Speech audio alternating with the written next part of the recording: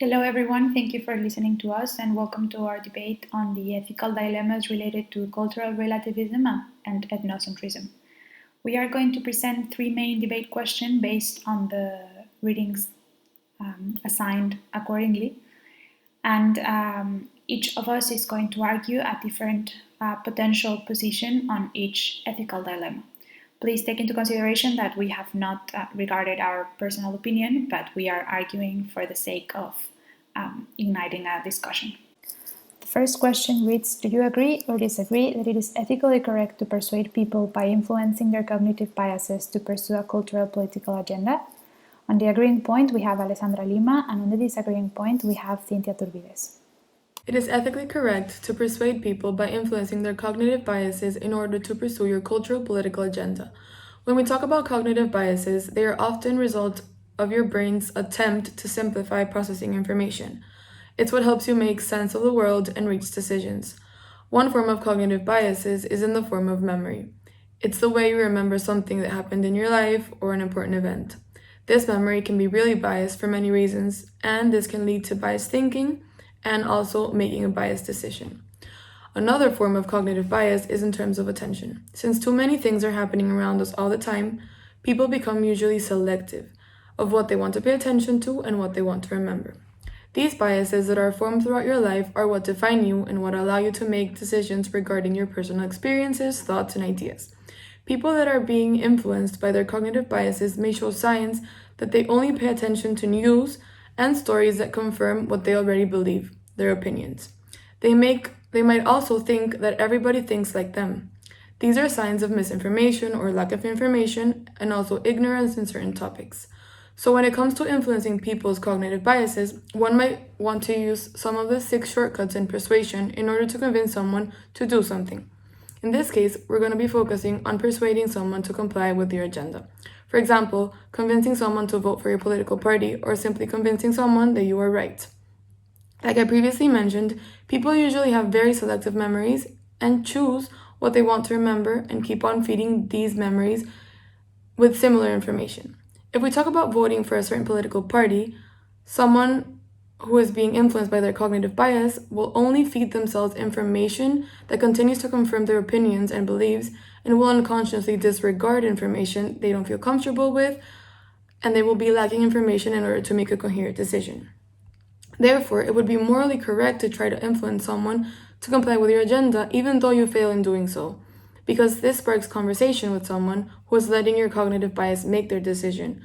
So when you try to persuade someone into thinking differently, or in this case, voting for another political party, they are engaging with new information that may or may not influence them. But they will be exposed to this information and probably retain some of it in order to make a more accurate decision at the end. For example, being consistent with your argument in order to reach consensus is necessary when trying to persuade something. So, if these people are not influenced by others with your argument in order to reach consensus in certain topics, they will continue to make biased decisions instead of well thought out decisions regarding any topic. Actually, I will have to disagree with Alessandra's position because although the techniques you mentioned provide heuristics or shortcuts for decision making, I think that when it comes to more innocent matters such as tipping, which was one of the examples used in the reading, humans are better at realizing that these persuasive techniques are being used and then they can assess the situation and make a better decision. So, an example that I thought about was sometimes when you go to a market and there's food samples displayed, you will try a food sample and then this will kind of feed it. Like this is purposely done to feed into the principle of reciprocity because you feel guilty that you took the food sample and then you feel like you have to buy something from the seller because you took the sample. But when it comes to this, you know that this was done purposely. Like you know that the seller purposely put out the sample to try and convince you to buy from their stand. So when it comes to situations that are much larger scale, such as a political campaign or political agendas, these situations collectively affect all of us. And this is why I believe that it is unethical for persuasive techniques to be used and they should actually be more restricted.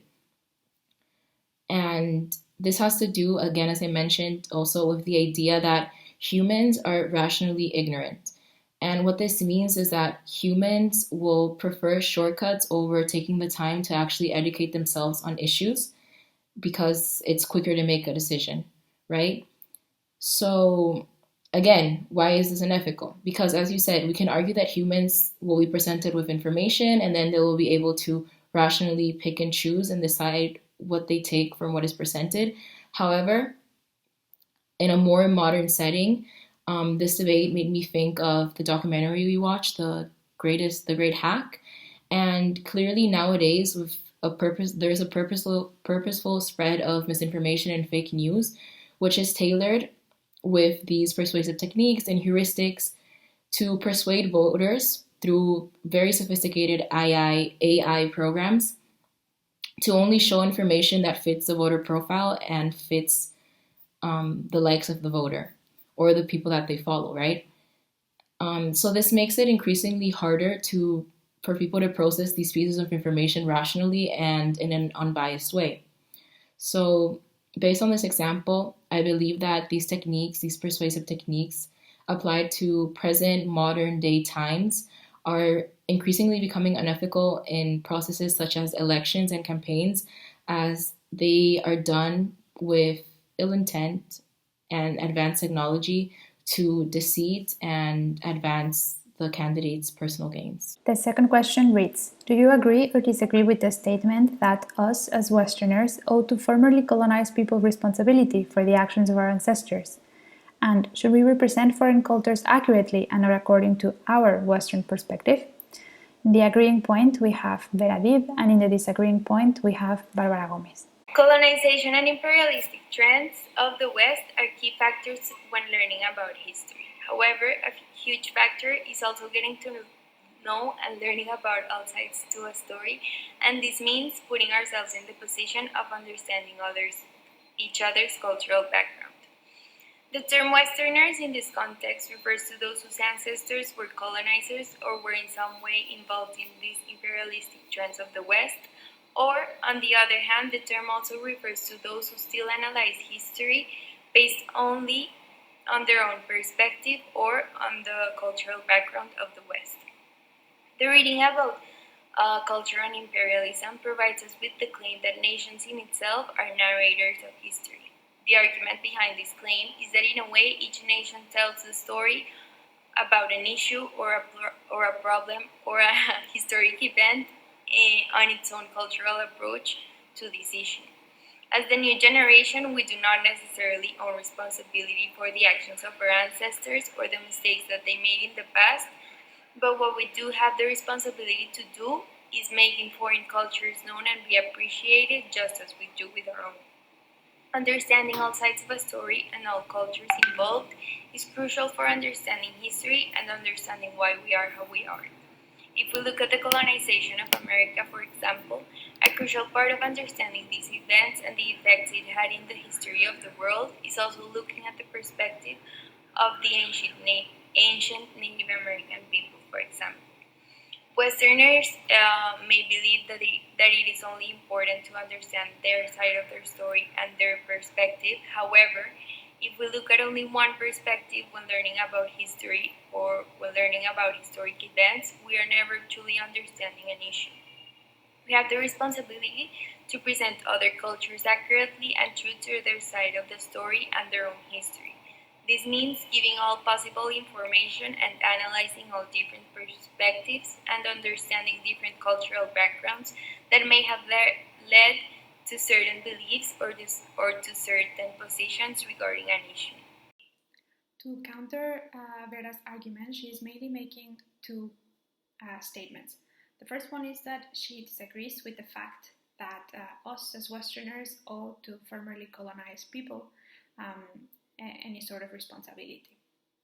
To counter-argue her position, I would say that we do in fact owe to formerly colonized people responsibility, and it is precisely because of what Sartre explains throughout the reading, that the effects on colonization are enduring, and they are so enduring that they have, to a certain degree, shaped and marked different cultures.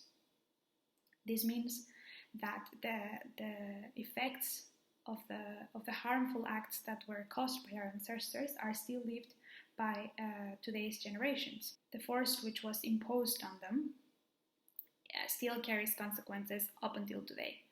It is therefore that unless we recognize that we owe some sort of responsibility as Westerners, that these people are truly going to be able to emerge out of the consequences that colonization has brought upon these cultures. And on the other hand, she makes an argument in which she is agreeing with the fact that we should represent foreign cultures accurately and not according to our Western perspective. Now, in order to make this argument, she claims that it is not until we accurately represent these cultures that we are really going to understand what are the issues at hand and what is the culture about which we are talking about. However, I would counter-argue that statement that she makes with the fact that we can only represent what we see based upon our own contexts. So it is also very difficult to ask, let's say, us Westerners or our ancestors to evaluate differently a culture that they perceived as foreign because it was not similar to what they were used to, and because given that it was not similar and taking into consideration the persuasive biases that we have studied in the past reading, there was a clash of acceptance between both cultures, and because colonizers wanted to feel affirmed on their beliefs and affirmed on their costumes, they didn't have any other option but to disregard and to evaluate poorly the cultures that they were encountering upon conquests. Now, it can also be the argument that now we should move on and we should evaluate these cultures differently, and that we know now better, and that we should represent these cultures better. But the thing is, to what extent do we really understand them, and to what extent are these cultures still pure? I mean, I have argued just previously that cultures are already marked by the effects of colonialism and the effect of imperialism. So my question now that I would like to ask the rest of you is, to what extent can you ask Westerners to represent differently a culture that they have to a large extent created themselves? And how should we proceed, for example, now with media? How should we proceed on representing these cultures? Should we completely back off, and should we not, allow them to make their own representations without us intervening? Or should we abide by a certain guidelines that they provide us? As our last question, we have: do you agree or disagree with the argument that colonialism dehumanizes people and imperialism is harmful to all societies? And do you believe that, in a sense, colonialism was necessary and forms part of history? People are often quick to criticize colonialism with prejudices and false information. It's understandable. The majority of the information available to us nowadays tries to avoid, not outright condemn, many of the achievements of Western European civilization. We're left under the false impression that flowering societies in Africa and the Americas were cut short by Europeans and brought nothing but misfortune and oppression to these peoples, whom Europeans, as Jean-Paul Sartre claims, referred to as natives and not men. Yet if someone stops and actually looks at what really happened in history, we'll come to understand that things aren't as clear-cut as it seems. In his preface, Sartre claims that European colonialism brought nothing but savagery and oppression to the native peoples, which in turn got transferred to them, the only taste of life they have ever gotten. What Sartre fails to mention, either because of ignorance or unwillingness, is the situation of these continents before colonization. In Africa, life expectancy, for example, was of 25 years, with no signs of improvement before Europeans came. To put into perspective, for most of us in this class, we would only have 4 or 5 more years to live.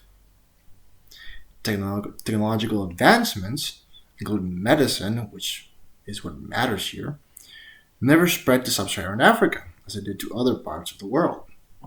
For example, when Europeans arrived in sub Saharan Africa in the late 19th century, no civilization, except the East Africans, had invented the wheel.